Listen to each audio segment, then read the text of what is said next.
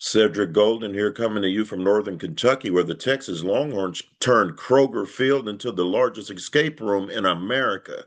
They somehow got out of here with a 16-13 overtime win over the Kentucky Wildcats, upset-minded Kentucky that played really well. The Longhorns improved to 5-2.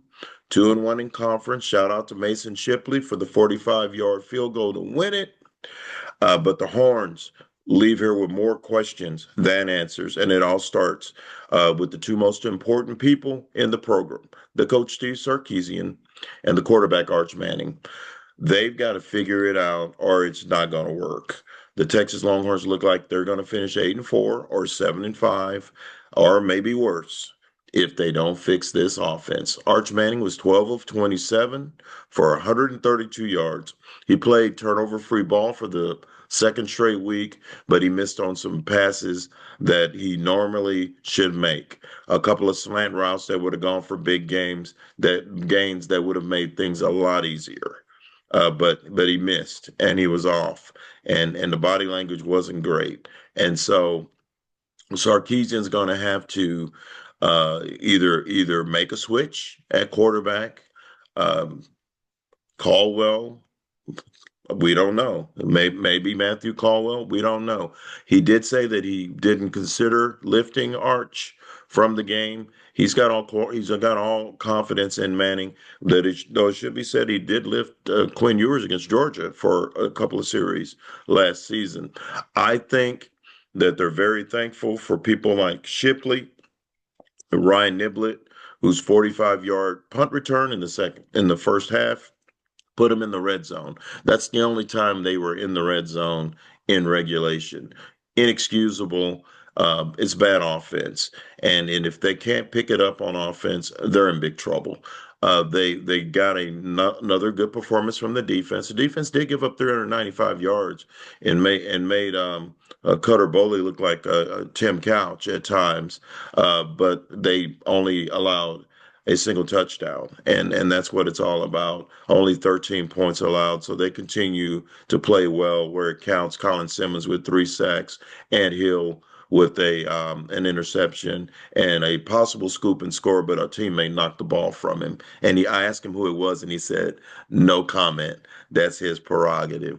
So special teams, Jack Burmeister did a good job of pinning them inside the 20. I think he did 5 or 6 times, and it was an ugly game overall. The Texas Longhorns need to figure some things out offensively. That's the problem. Sarkisian described them as their identity is a defense special teams identity. Did not mention offense, and that makes a lot of heads turn because he's purportedly the best play caller in the business, and he's got a Manning on his team, and they're not getting consistent performances from the most important position in sports.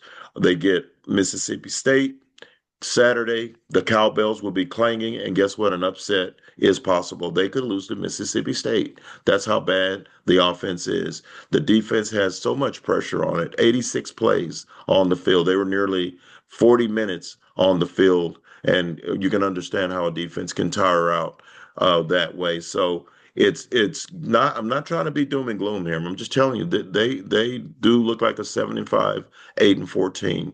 They don't look like a team that's ready to compete for an SEC championship. You look at the scores. There's offense in this league now. A&M over 40 points. Georgia over 40 points. Um, Vanderbilt would have been at 38 points. It had Diego Pavia not taken a knee. Arkansas on a losing cause to Aggie scored 42 points. Those are the teams they've got to face.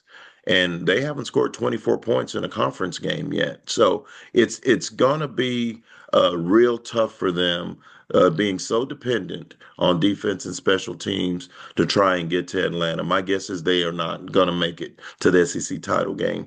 I don't think they're going to make it to the college football playoff. They may be next year's team. I don't know. Arch Manning has a talent. He has a big arm and he can run, but be it the offensive line, be it the run game, or be it Arch Manning himself, he's been a disappointment. The offense as a whole has been a tremendous disappointment. blowing out Sam Houston State and San Jose doesn't cut it. That doesn't impress anybody.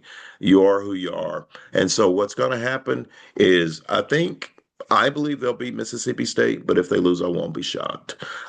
They won't, and if they lose to Mississippi State, this thing's going off the rails. The Cheez-It Bowl guy was in the post-game interview room, and he walked out with a little smile on his face because he thinks Texas is in play to play in the Cheez-It Citrus Bowl, and that's not a CFP bowl, by the way. So once again, the Texas Longhorns win 16-13 in overtime, but they got big problems moving forward. Check our stuff on hook'em.com. Thomas Jones, Danny Davis, David Eckert, and myself, we have it on lock. And we will continue to bring that good coverage to you on our websites. Check out the Longhorn Confidential podcast on Tuesday. On Second Thought, my podcast with Kirk Bowles on Thursday. And please sign up for my new newsletter, Ced's Corner. You can find it on statesman.com. That will do it from here in Kentucky. I'm Ced Golden, and we'll see you next time.